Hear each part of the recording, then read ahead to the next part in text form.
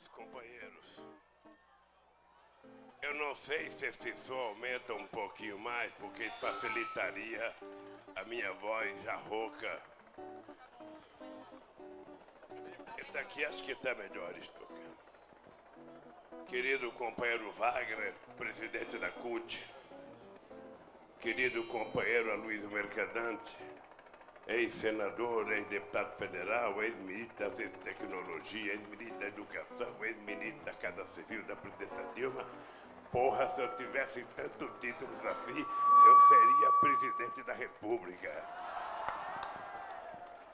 Companheiro Guilherme Boulos, nosso companheiro que está iniciando uma jornada sendo candidato a presidente da República pelo PSOL, mas é um companheiro da mais alta qualidade que vocês têm que levar em conta a seriedade desse menino. Eu digo menino porque ele só tem 35 anos de idade e quando eu fiz a greve de 78, eu tinha 33 anos de idade e consegui, através da greve, chegar a criar um partido e virar presidente.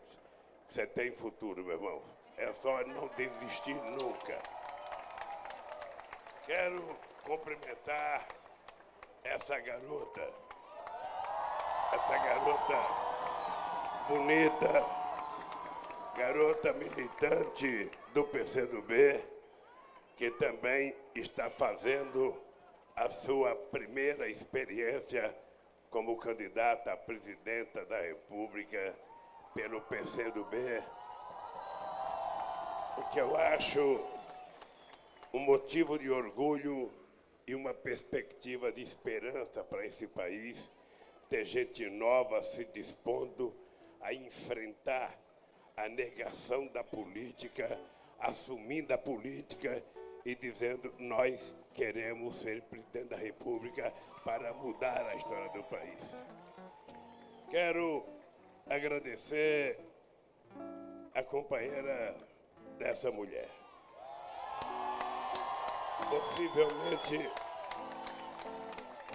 Possivelmente a mais injustiçada das mulheres que um dia ousaram fazer política nesse país.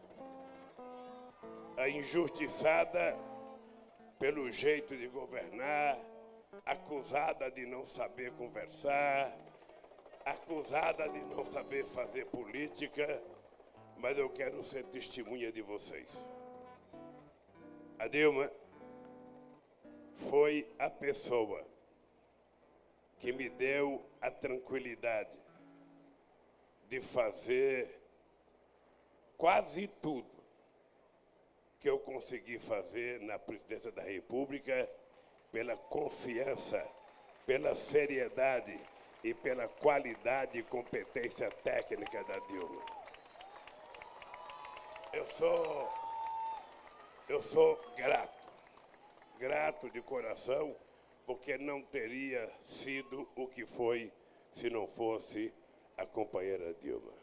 Portanto, Dilma, você sabe que eu serei profundamente para o resto da vida, repartirei o meu sucesso na presidência com Vossa Excelência, independentemente do que aconteça nesse mundo. Quero cumprimentar o meu querido companheiro Fernando Haddad, que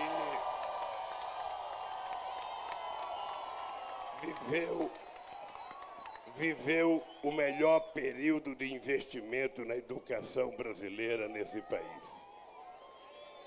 Quero cumprimentar o meu companheiro Celso Amorim, companheiro que certamente foi o mais importante ministro das Relações Exteriores que esse país já teve, que colocou o Brasil como protagonista mundial durante todo o nosso governo. Quero parabenizar o nosso companheiro Ivan Valente, deputado pelo PSOL, companheiro que está aqui. Quero cumprimentar o nosso valoroso, extraordinário João Pedro Stedley, presidente e coordenador do Movimento Sem Terra. Quero cumprimentar, eu não tenho o nome, mas o presidente do companheiro do PSOL, o Juliano, jovem presidente do PSOL. Obrigado, presidente. Quero cumprimentar o nosso querido escritor Fernando de Moraes, que está escrevendo uma biografia do meu governo que nunca termina, porra. Eu estou quase para morrer, ele não termina a minha biografia. Quero cumprimentar o nosso querido companheiro Paulo Pimenta, líder do PT, o homem que tem o blog dos deputados mais importante em Brasília e o cidadão que melhor tem enfrentado o Moro e a Operação Lava Jato naquilo que são os defeitos dela. Parabéns, companheiro Pimenta. Quero cumprimentar o índio mais esperto do Brasil, o presidente do Piauí, o governador do Piauí, o companheiro Wellington, está cumprindo o 3º mandato e pelo andar das pesquisas, ele está a caminho de cumprir o 4º mandato como governador do estado do Piauí. Quero aqui cumprimentar o companheiro Emídio, tesoureiro do PT, ex-prefeito de Osasco, que tem trabalhado incansavelmente para a gente recuperar o papel do PT na história desse país. Quero cumprimentar o companheiro Orlando Silva, presidente, ou melhor, deputado do PCdoB. Quero cumprimentar o nosso companheiro índio, que é da Intersindical, é um companheiro de muita qualidade. Quero cumprimentar o presidente da CTB, que está aqui, companheiro Adilson, que é um companheiro também muito importante no movimento sindical. Quero cumprimentar a nossa companheira Gleice Hoffmann, a nossa querida presidenta do nosso partido. Quero cumprimentar o companheiro Luiz Marinho, presidente do PT, ministro do Trabalho, ministro da Previdência, contar 2 coisas do Marinho. O Marinho foi catador de algodão, catador de café e catador de amendoim em Santa Fé. O Marinho foi pintor na Volkswagen. O Marinho foi presidente desse sindicato. O Marinho foi presidente da CUT. O Marinho foi certamente o mais importante ministro de Trabalho no meu governo. E o Marinho foi o melhor ministro da Previdência, que foi o ministro que acabou com a CIRA na Previdência. E o Marinho foi o melhor prefeito que São Bernardo teve. E agora é o nosso presidente estadual. Quero cumprimentar o nosso senador, nosso querido Lindbergh,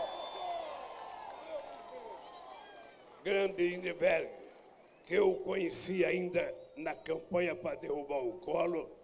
Tentei tirá-lo do PCdoB para levar para o PT, mas a minha relação de amizade com João Amazonas era tão forte que eu não tive coragem de conversar com ele. Quero cumprimentar aqui, gente, eu não tenho o nome de todo mundo. Eu quero cumprimentar, chamar aqui o Wagner, presidente do Sindicato dos Metalúrgicos de São Bernardo, e o companheiro Moisés. Eu quero... é que está ali atrás, eu não estou vendo o nosso companheiro, senador da República, não vereador, mas futuro senador, Eduardo Suplicy, que está aqui.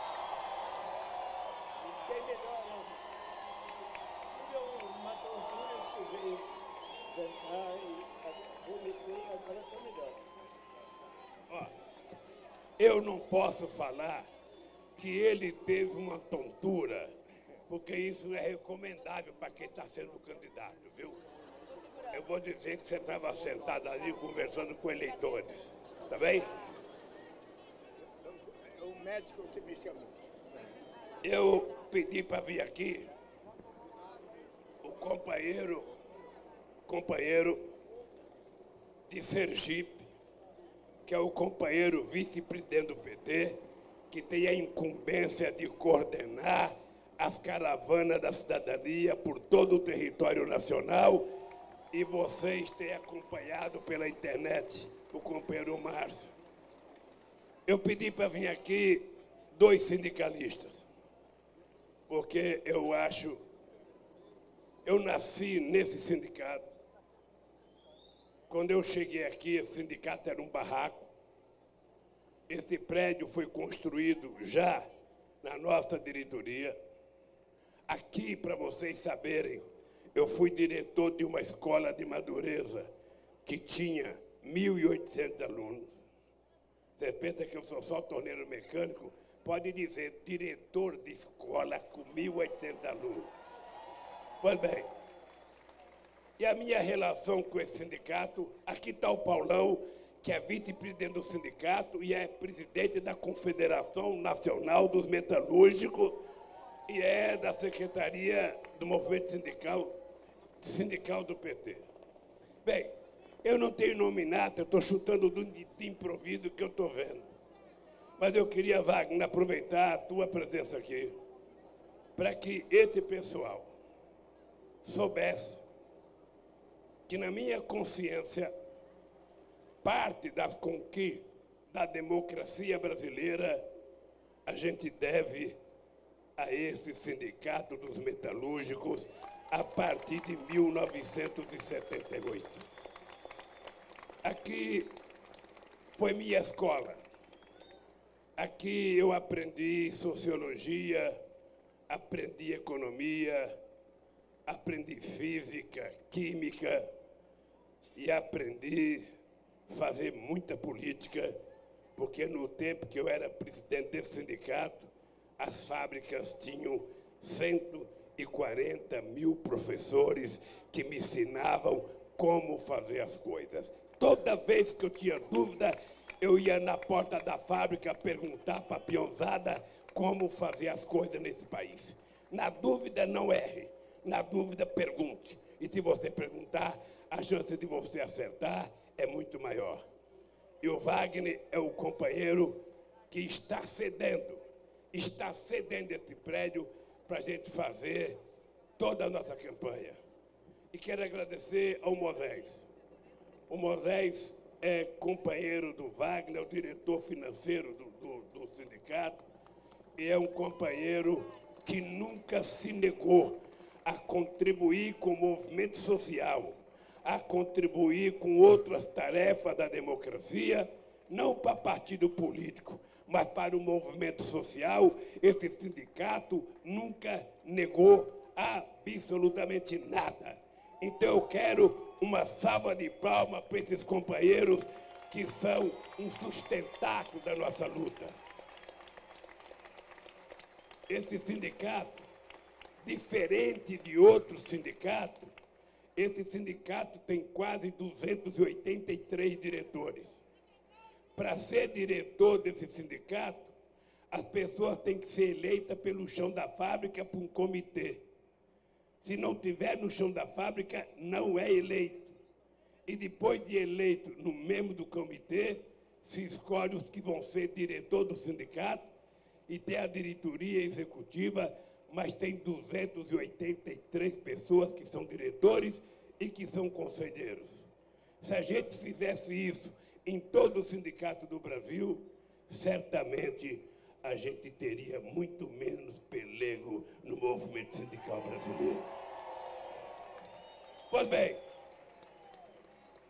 bem, eu fiz questão de citar eles, porque às vezes o cara compra o alimento, lava o alimento, cozinha o alimento, leva para a gente comer e a gente sai sem saber que não deu alimento.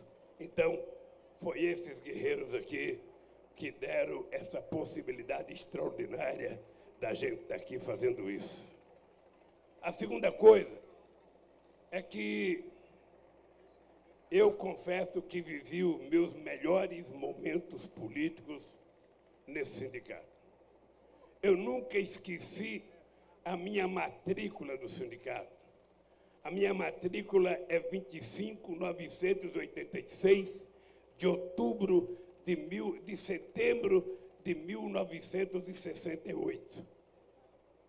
E de lá para cá, eu mantenho uma relação com esse sindicato, que eu acho que é a relação mais forte, porque qualquer presidente que tem aqui, Vicentinho já foi presidente, Meneghelli já foi presidente, Guiba já foi presidente, Zé Nobre já foi presidente, Feijó já foi presidente, quem mais? O Guiba, já falei, agora o Vagnão, e por todos eles eu sou tratado como se ainda fosse presidente desse sindicato pela relação que nós ficamos. Mas daqui ao Rafael, foi o penúltimo presidente aqui, eu queria dizer para vocês que eu estou contando isso para tentar chegar ao que eu quero dizer para vocês. Em 1979, esse sindicato fez uma das greves mais extraordinárias. E nós conseguimos fazer um acordo com a indústria automobilística que foi talvez o melhor. E eu tinha uma comissão de fábrica com 300 trabalhadores. E o acordo era bom. E eu resolvi levar o acordo para a Assembleia. E resolvi pedir para a comissão de fábrica ir mais cedo para conversar com a peãozada. E eu fazia assembleia de manhã para evitar que o pessoal bebesse um pouquinho à tarde. Porque quando a gente bebe um pouquinho, a gente fica mais ousado. Mesmo assim, não evitava, porque o cara levava litro de conhaque dentro da mala.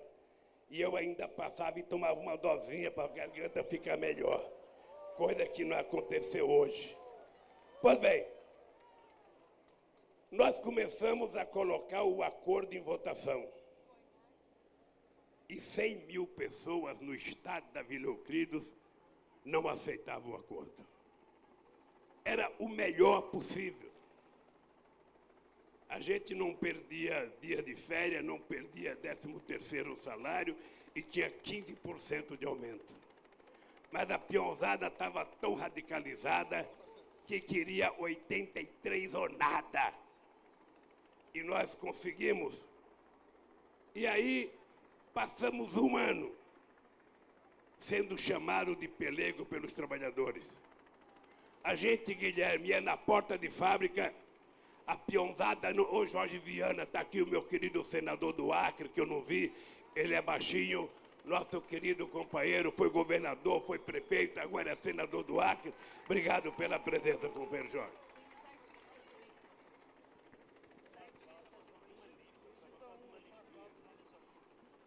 Olha, para falar em nome dos artistas aqui, para citar todo, eu queria que o nosso Osmar Prado viesse aqui. Ele é o decano. Osmar Prado. Olha, tem muita gente aqui. Renegado. Ó.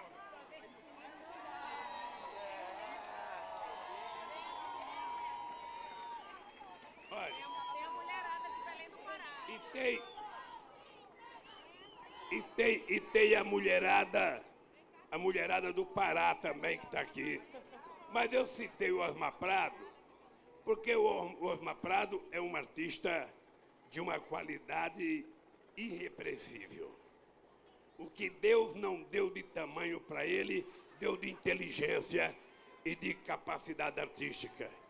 E ele já fez papéis extraordinários. Mas tem um que eu nunca esqueço, que ele era o motorista e ele era tratado como se fosse chamado de tabaco. E o tabaquinho marcou a minha vida e eu fico mais feliz porque ele tem uma posição política extraordinária. E eu acho que isso aqui tem lado, esse tem lado, esse tem lado, esse tem lado. E é com essa gente que a gente vai construir a nova política desse país. Marco Aurélio, minha água, Marco Aurélio. Só posso dizer uma coisinha do tabaco? Posso dizer? Olha, eu vou dar para ele dizer uma coisinha sobre o tabaco. O tabaco tinha 3 mulheres e ainda o que tinha por fora. Aí eu pedi ao autor que desse o final do tabaco, ele sendo traído, porque todo traidor um dia é traído. E aí aparece a mulher do tabaco com uma penca de filho grávida. E ele diz, mulher, como é que você está grávida? Faz mais de 1 ano que eu não vou lá. Isso é vingança das mulheres. Vingança, porque o homem pensa que só ele é esperto. Mas as mulheres também são espertas. Então, companheiros e companheiras, nós conseguimos, os trabalhadores não aprovaram o acordo. Olha, tem uma pessoa passando mal ali na frente, ali perto da escada, ó, nessa direção. Chegou o médico aí? Olha, gente, se tiver um médico aqui, por favor. Hein? Tem uma médica que vai passar e vai chegar aí. Segura ela aí que tem uma médica que está indo para aí. Ela está ali perto daquelas câmeras de televisão ali. Olha lá, aquele pessoal que está levantando a mão. Muito bem. Espero que não tenha sido a minha voz, porque se for, eu tenho que parar de falar. Mas eu ia dizendo para vocês, que nós não conseguimos aprovar a proposta que eu considerava boa, e o pessoal, então, passou a desrespeitar a diretoria do sindicato. E eu ia na porta de fábrica, ninguém parava. E a imprensa escrevia, Lula fala para os ouvidos moucos dos trabalhadores. Nós levamos 1 ano para recuperar o nosso prestígio na categoria. E eu fiquei pensando com ar de vingança. Os trabalhadores dizem que pode fazer 100 dias de greve, 400 dias de greve, que eles vão até o fim, pois eu vou testá-los em 1980. E fizemos a maior greve da nossa história. A maior greve. 41 dias de greve, com 17 dias de greve eu fui preso, e os trabalhadores começaram, depois de alguns dias, furar a greve. E nós, então, eu sei que o Tuma, eu sei que o doutor Almir, eu sei que o doutor Vilela ia dentro da cadeia e falava assim para mim, ô Lula, você tem que acabar com a greve, você precisa dar um conselho para acabar com a greve. E eu dizia, eu não vou acabar com a greve. Os trabalhadores vão decidir por conta própria. O dado concreto é que ninguém aguentou 41 dias, porque na prática o companheiro tinha que pagar leite, tinha que pagar a conta de luz, tinha que pagar gás, a mulher passou a cobra dele, o dinheiro do pão, ele então começou a sofrer pressão, não aguentou. Mas é engraçado porque na derrota a gente ganhou muito mais sem ganhar economicamente do que quando a gente ganhou economicamente. Significa que não é dinheiro que resolve o problema de uma greve. Não é 5%, não é 10%. É o que está embutido de teoria política, de conhecimento político e de tese política numa greve. Agora, nós estamos quase que na mesma situação. Quase que na mesma situação. Eu estou sendo processado e eu tenho dito claramente o processo do meu apartamento. Eu sou o único ser humano que estou processado por um apartamento que não é meu. E eles sabem que o Globo mentiu quando disse que era meu. A Polícia Federal da Lava Jato, quando fez o inquérito, mentiu que era meu. O Ministério Público, quando fez a acusação, mentiu dizendo que era meu. E eu pensei que o Moro ia resolver e ele mentiu dizendo que era meu. E me condenou a 9 anos de cadeia. É por isso que eu sou um cidadão indignado. Porque eu já fiz muita coisa com os meus 72 anos. Mas eu não os perdoo por ter passado para a sociedade a ideia de que eu sou um ladrão. Deram a primazia dos bandidos fazer um pichuleco pelo Brasil inteiro. Deram a primazia dos bandidos chamar a gente de petralha. Deram a primazia de criar quase que um clima de guerra, negando a política nesse país. E eu digo todo dia, nenhum deles tem coragem ou dorme com a consciência tranquila da honestidade, da inocência que eu durmo. Nenhum deles. Eu não estou acima da justiça. Se eu não acreditasse na justiça, eu não tinha feito um partido político. Eu tinha proposto uma revolução nesse país. Mas eu acredito na justiça. Numa justiça justa. Numa justiça que vota um processo baseado nos autos do processo, baseado nas informações das acusações, das defesas, na prova concreta que tem a arma do crime. O que eu não posso admitir é um procurador que fez um PowerPoint e foi para a televisão dizer que o PT é uma organização criminosa que nasceu para roubar o Brasil e que o Lula, por ser a figura mais importante desse partido, o Lula é o chefe. E, portanto, se o Lula é o chefe, diz o procurador, eu não preciso de provas, eu tenho convicção. Eu quero que ele guarde a convicção dele para os comparsas deles, para os asseclas deles, e não para mim. Não para mim. Certamente um ladrão não estaria exigindo prova. Estaria de rabo preso, com a boca fechada, torcendo para a imprensa não falar o nome dele. Eu tenho mais de 70 horas de jornal nacional me triturando. Eu tenho mais de 70 capas de revistas me atacando. Eu tenho mais de milhares de páginas de jornais e matérias me atacando. Eu tenho mais a Record me atacando. Eu tenho mais a Bandeirante me atacando.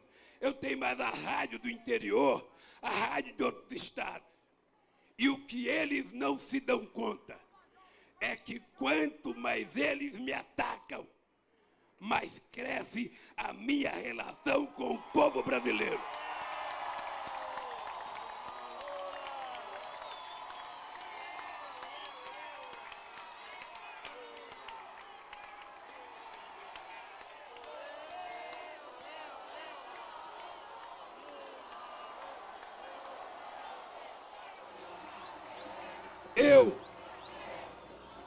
Eu não tenho medo deles.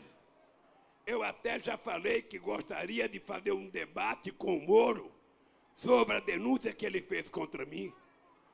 Eu gostaria que ele me mostrasse alguma coisa de prova. Eu já desafiei os juízes do TRF4, que ele fosse para um debate na universidade que ele quiser, no público que ele quiser, provar qual é o crime que eu cometi neste país. E eu, às vezes, tenho a impressão, e tenho a impressão porque eu sou um construtor de sonhos. Eu, há muito tempo atrás, eu sonhei que era possível governar esse país envolvendo milhões e milhões de pessoas pobres na economia, envolvendo milhões de pessoas nas universidades, criando milhões e milhões de empregos nesse país, eu sonhei que era possível um metalúrgico sem diploma universidade cuidar mais da educação do que os diplomados e concursados que governaram esse país e cuidar da educação. Eu sonhei que era possível a gente diminuir a mortalidade infantil, levando leite, feijão e arroz para que as crianças pudessem comer todo dia. Eu sonhei que era possível pegar os estudantes da periferia e colocá-los nas melhores universidades desse país, para que a gente não tenha juízes e procuradores só da elite. Daqui a pouco nós vamos ter juízes e procuradores nascidos na favela de Heliópolis, nascidos em Itaquera, nascidos na periferia. Nós vamos ter muita gente do Sem Terra, do MTST, da CUT formado. Esse crime eu cometi. Eu cometia esse crime que eles não querem que eu cometa mais. É por conta desse crime que já tem uns 10 processos contra mim. E se for por esses crimes de colocar pobre na universidade, negro na universidade, pobre comer carne, pobre comprar carro, pobre viajar de avião, pobre fazer sua pequena agricultura, ser microempreendedor, ter sua casa própria. Se esse é o crime que eu cometi, eu quero dizer, eu vou continuar sendo criminoso nesse país, porque vou fazer muito mais. Vou fazer muito mais.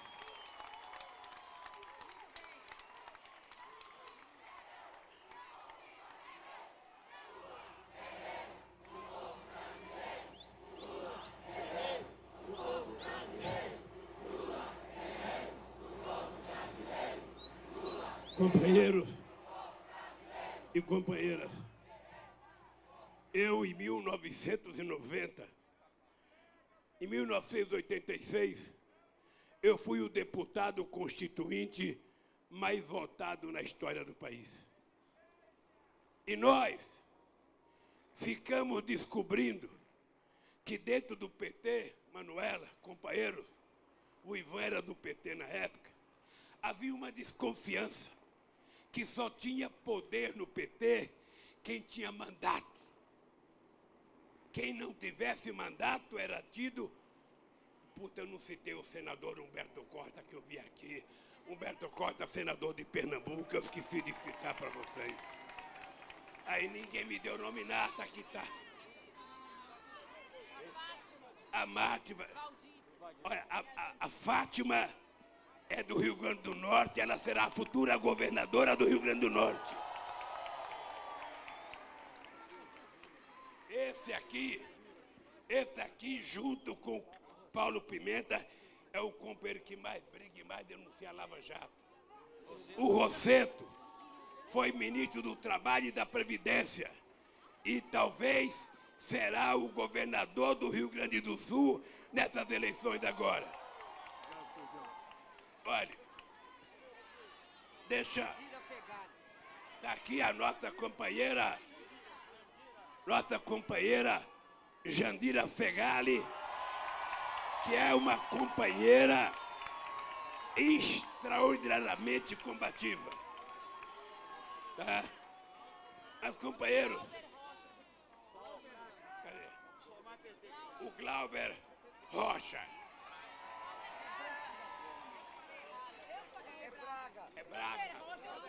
É Braga, pô. Ô, Gerson, aqui vai pegando lista, vai trazendo pra mim.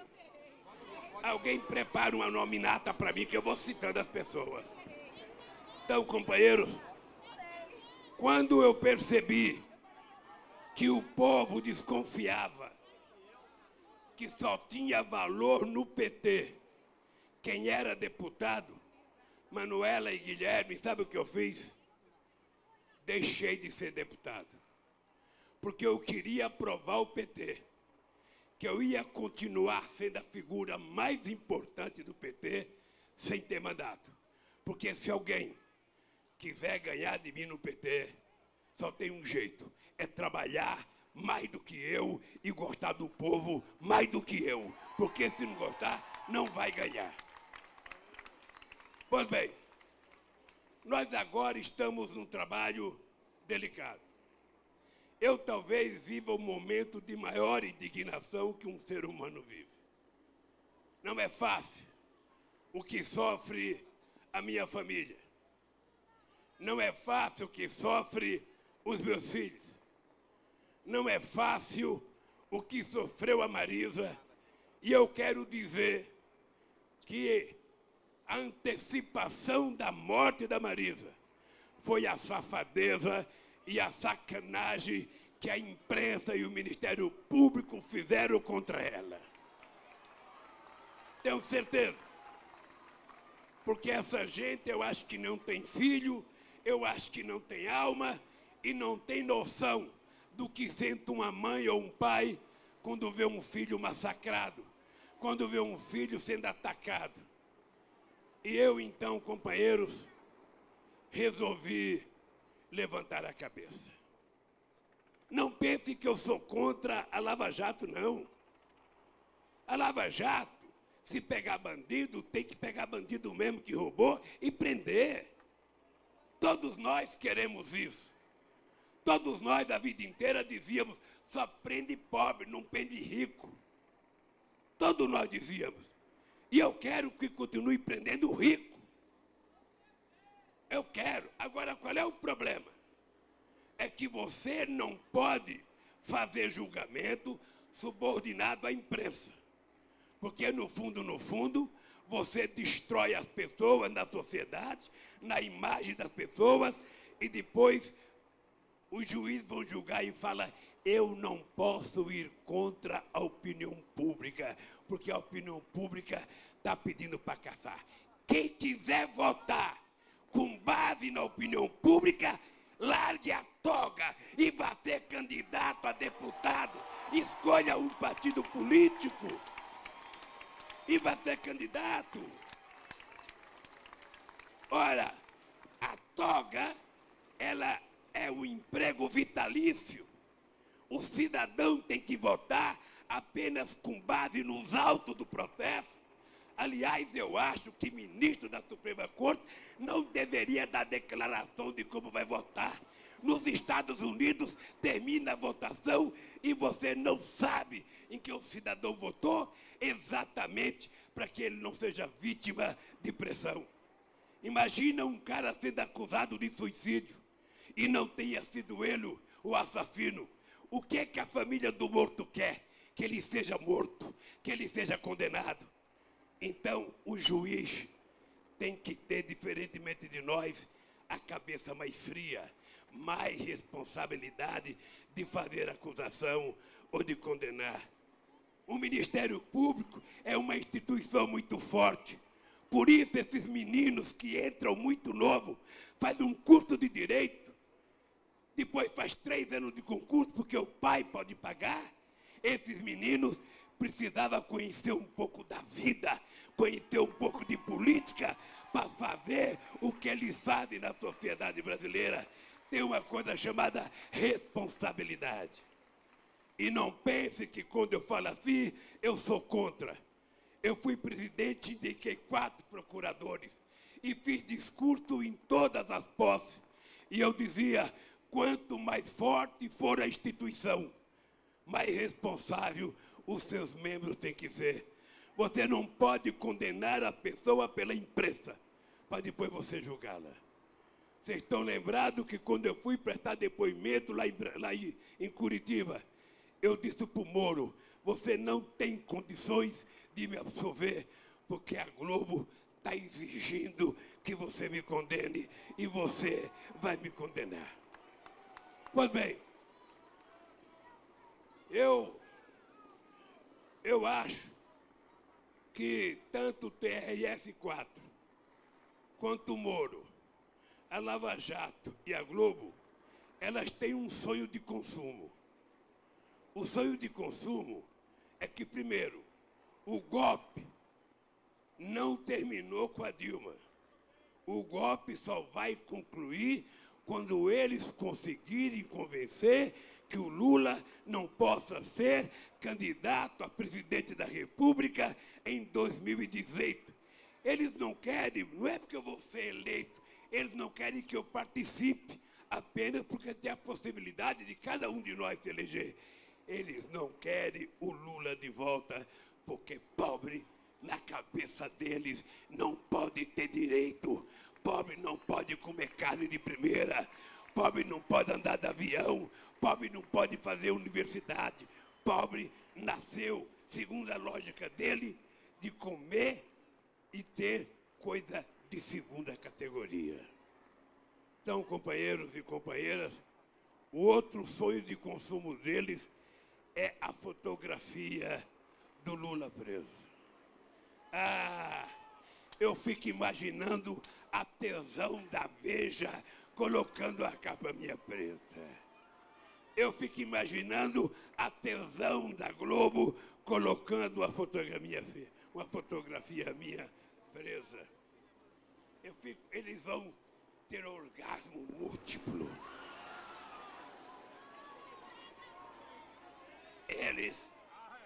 Eles decretaram a minha prisão. E deixa eu contar uma coisa para vocês.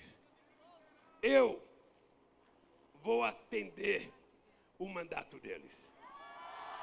E vou atender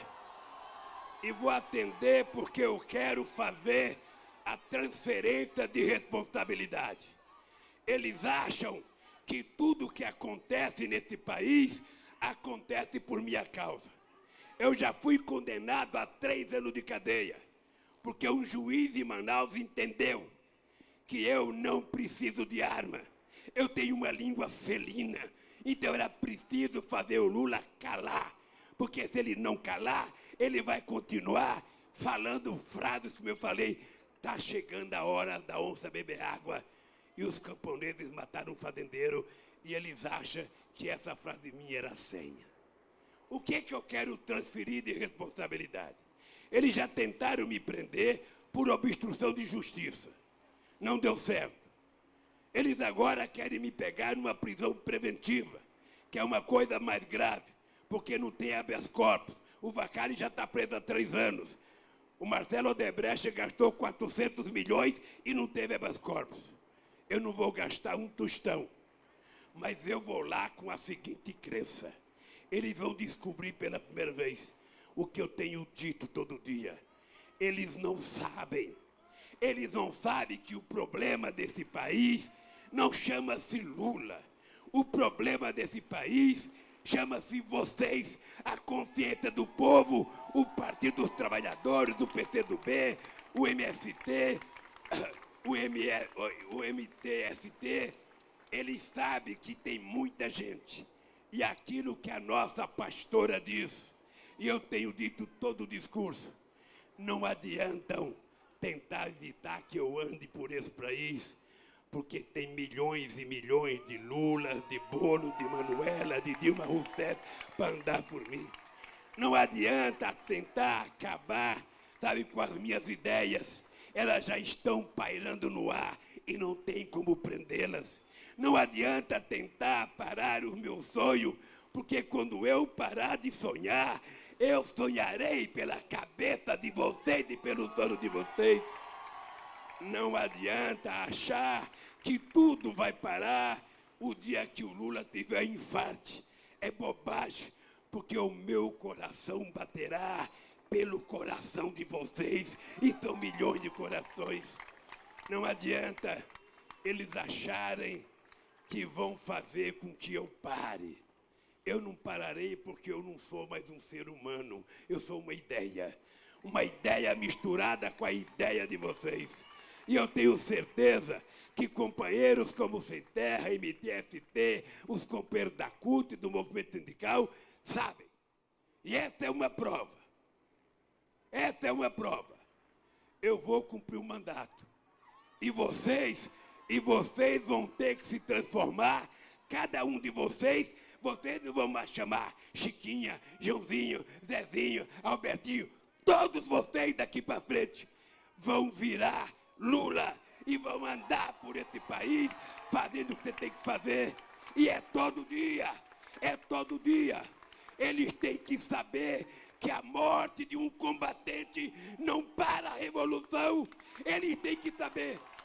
Eles têm que saber que nós vamos fazer definitivamente uma regulação dos meios de comunicação para que o povo não seja vítima das mentiras todo santo dia.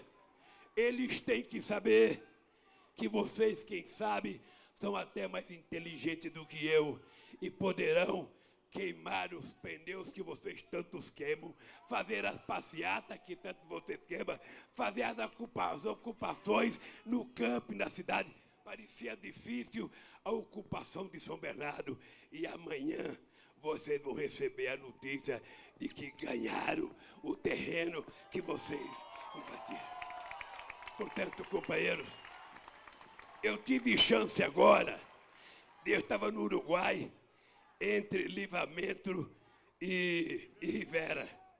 E as pessoas diziam assim para mim: Lula, você dá uma voltinha ali, é só atravessar a rua, finge que vai comprar um whiskyzinho, você está no Uruguai junto com o Pepe Mujica e vai embora e não volta mais de pedazinho político. Ô Lula, você pode ir na Embaixada da Bolívia, você pode ir na Embaixada do Uruguai, ô Lula, vai na Embaixada da Rússia, ô Lula, vai na Embaixada de quem? De lá você pode ficar falando. Eu falei, eu não tenho mais idade. A minha idade é enfrentá-los de olho no olho. E eu vou enfrentá-los aceitando cumprir o mandato. Eu quero saber quantos dias eles vão pensar que estão me prendendo.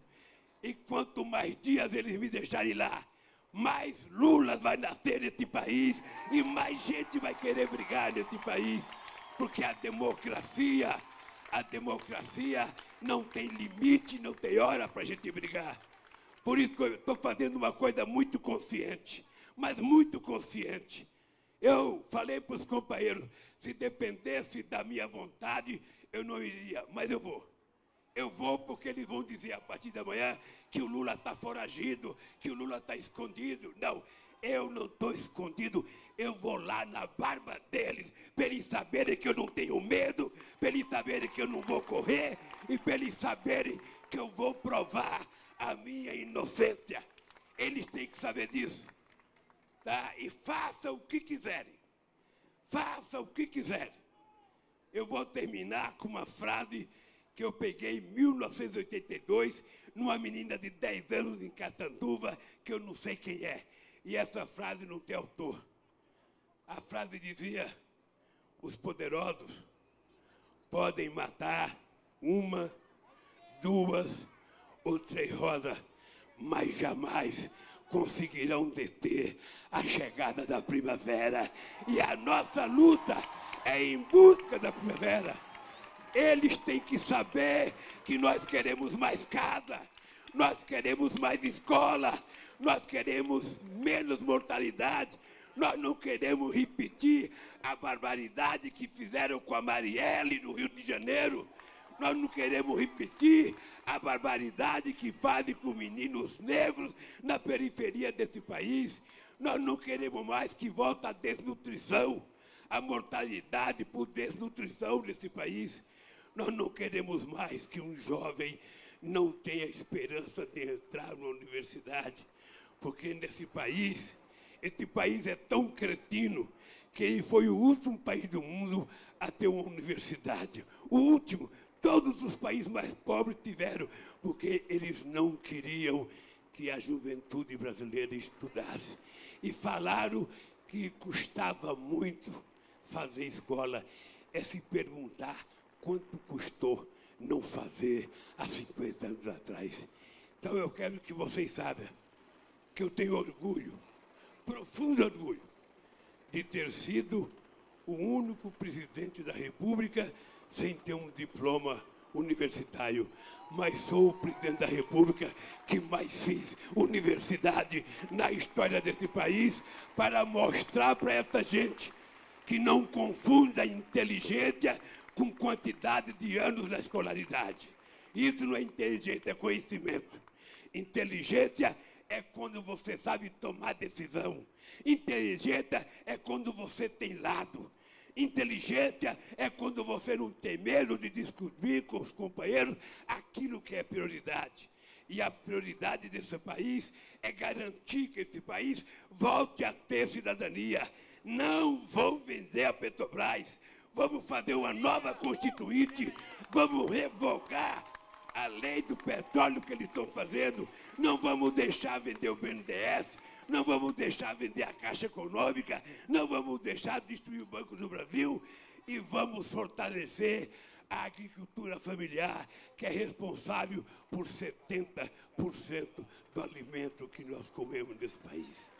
É com essa crença, companheiros, de cabeça erguida, como eu estou falando com vocês, que eu quero chegar lá e falar para o delegado: estou à sua disposição. E a história, daqui a alguns dias, vai provar que quem cometeu o crime foi o delegado que me acusou, foi o juiz que me julgou e foi o Ministério Público que foi leviano comigo. Por isso, companheiros, eu não tenho lugar no meu coração para todo mundo. Mas eu quero que vocês saibam, se tem uma coisa que eu aprendi a gostar nesse mundo, é da minha relação com o povo. Quando eu pego na mão de um de vocês, quando eu abraço um de vocês, quando eu beijo, porque agora estou beijando homem e mulher igualzinho, não mistura mais. Quando eu beijo um de vocês, eu não estou beijando com segundas intenções. Eu estou beijando porque quando eu era presidente, eu dizia: eu vou voltar para onde eu vim. E eu sei quem são meus amigos eternos e quem são os amigos eventuais. Os de gravatinha que iam atrás de mim, agora desapareceram. E quem está comigo é aqueles companheiros que eram meus amigos antes de eu ser presidente da República. É aqueles que comiam rabada aqui no Zelão. É aqueles que comiam frango com polenta ali no Demarque. É aqueles que tomavam caldo de mocotó no Zelão. Esses continuam sendo os nossos amigos. É aqueles que têm coragem de invadir um terreno para fazer casa, é aquele que tem coragem de fazer uma greve contra a Previdência, é aqueles que têm coragem de fazer, sabe, uma greve ou ocupar um campo para fazer uma fazenda produtiva, é aqueles que, na verdade, precisam do Estado. Então, companheiros, eu vou dizer uma coisa a vocês. Vocês vão perceber que eu sairei dessa maior, mais forte, mais verdadeiro e inocente, porque eu quero provar que eles é que cometeram o crime, um crime político de perseguir um homem que tem 50 anos de história política. E por isso eu sou muito grato. Eu não tenho como pagar a gratidão, o carinho e o respeito que vocês têm dedicado por mim nesses tantos anos. E quero dizer a você, Guilherme, e a Manuela, quer dizer a vocês dois, que para mim é motivo de orgulho pertencer a uma geração que está no final dela, vendo nascer dois jovens disputando o direito de ser presidente da República desse país. Por isso, companheiros, um grande abraço. Pode ficar certo, esse pescoço aqui não baixa. A minha mãe já fez o pescoço curto para ele não baixar. E não vai baixar, porque eu vou de cabeça erguida e vou sair de peito estufado de lá, porque eu vou provar a minha inocência. Um abraço, companheiros, obrigado, mas muito obrigado a todos vocês pelo que vocês me ajudaram. Um beijo, querido, muito obrigado. Lula.